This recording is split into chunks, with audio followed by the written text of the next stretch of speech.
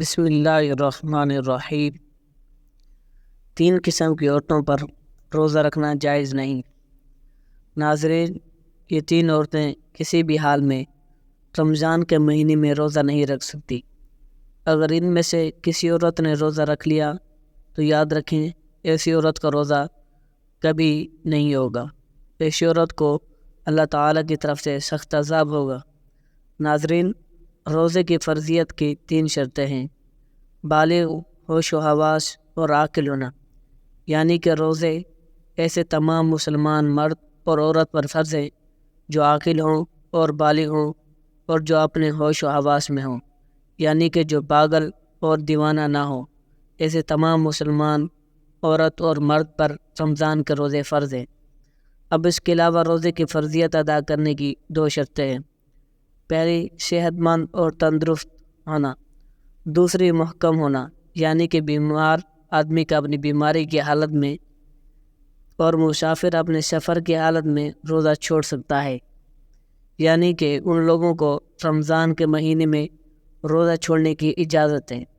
مگر یاد رکھیں، اگر ایسے شخص رمضان کے مہینے میں روزہ رکھنا چاہے تو وہ رکھ سکتے ہیں، ان کا روزہ قبول ہو جائے گا، لیکن اگر نہ رکھیں تو ان کے پر کوئی گناہ بھی نہیں ہوگا۔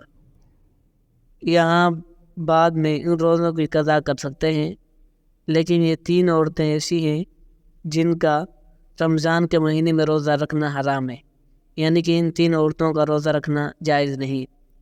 اگر ان 3 عورتوں نے رمضان کے مہینے میں روزہ رکھ لیا تو ان کا روزہ کسی حال میں بھی نہیں ہوگا، بلکہ ان کو اللہ تعالیٰ کی طرف سے سخت عذاب ملے گا۔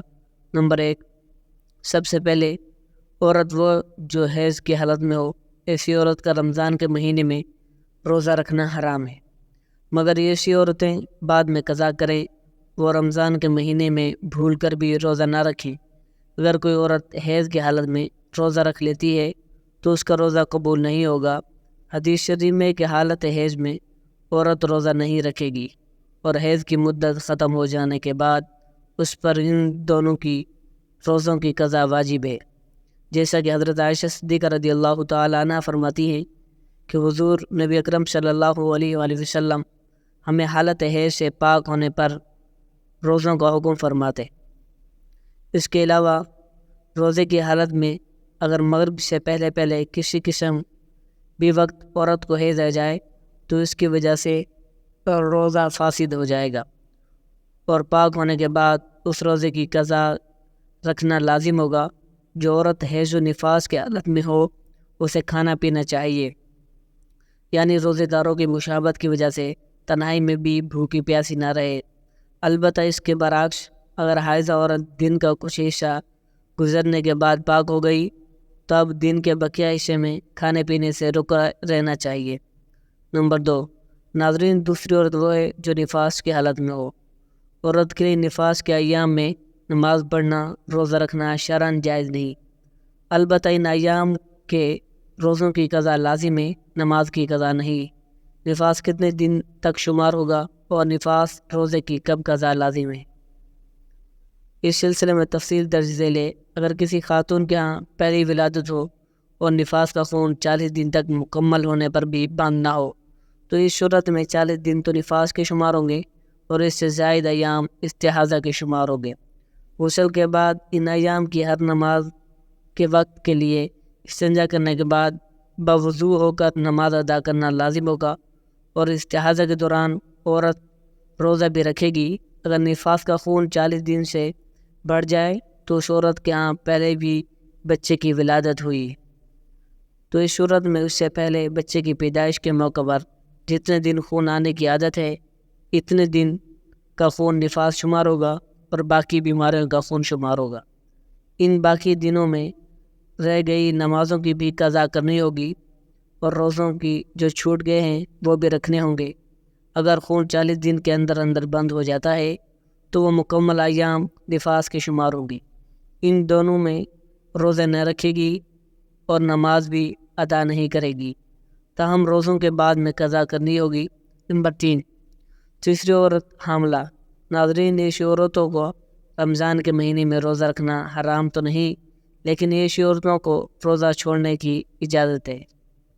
یعنی کہ حمل والی اور اپنے بچوں کو دودھ پلانے والی عورتوں کو اگر اپنے روزے کی وجہ سے اپنی یا اپنے بچے کی جان جانے کا خطرہ ہو تو ایسی عورت کو اجازت ہے وہ روزہ نہ رکھے۔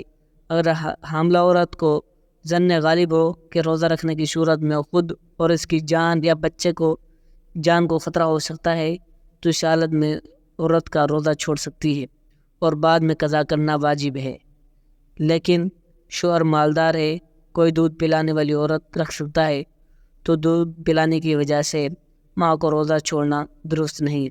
البتہ اگر وہ بچہ ایسا ہے سوائے اپنی ماں کے کسی کا دودھ نہیں پیتا تو اسے وقت ماں کو روزہ نہ رکھنا درست ہے اور بعد میں قضا کر لے۔ سیدنا انس بن مالک کعبی رضی اللہ تعالی عنہ بیان کرتے ہیں، نبی کریم صلی اللہ علیہ وآلہ وسلم نے فرمایا، اللہ نے مسافر کو روزہ اور نماز کا نصف معاف کر دیا ہے، اسی طرح حاملہ اور دودھ پلانے والی کو۔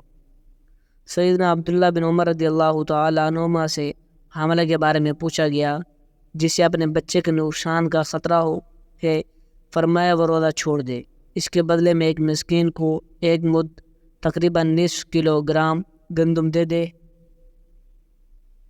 ناظرین، اب آپ کو بتاتے ہیں ایسی کون سی عورتیں ہیں جن کو رمضان کے مہینے میں روزہ چھوڑنے کی اجازت ہے۔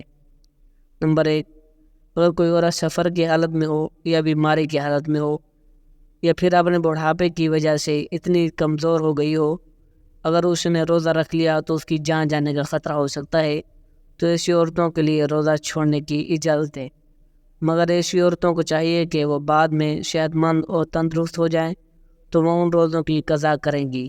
بعد میں وہ پھر دوبارہ صحت مند نہ ہو سکی تو اسے چاہیے کہ وہ ان روزوں کا کفارہ ادا کرے، اور کفارہ یہ ہے کہ ہر ایک روزے کے بدلے میں کسی مسکین کو 2 وقت پیٹ بھر کے کھانا کھلایا جائے۔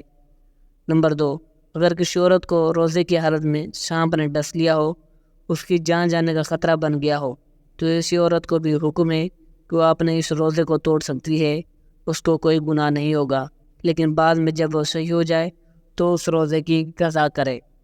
نمبر 3، عورت حیض سے پورے 10 دن اور 10 رات میں فارغ ہو گئی، اب اس کو چاہیے کہ وہ دن کا روزہ رکھ لے۔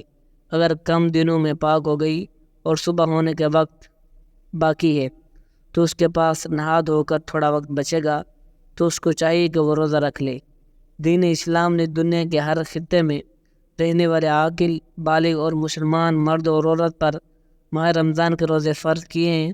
قرآن کریم میں ارشاد ہوتا ہے، رمضان کا مہینہ وہ ہے جس میں قرآن اتارا گیا جو لوگوں کے لیے ہدایت ہے اور جس میں رہنمائی کرنے والی اور حق کو باطل میں امتیاز کرنے والی واضح نشانیاں ہیں، پس تم میں سے جو کوئی اس مہینے کو پالے تو اس کے روزے ضرور رکھے۔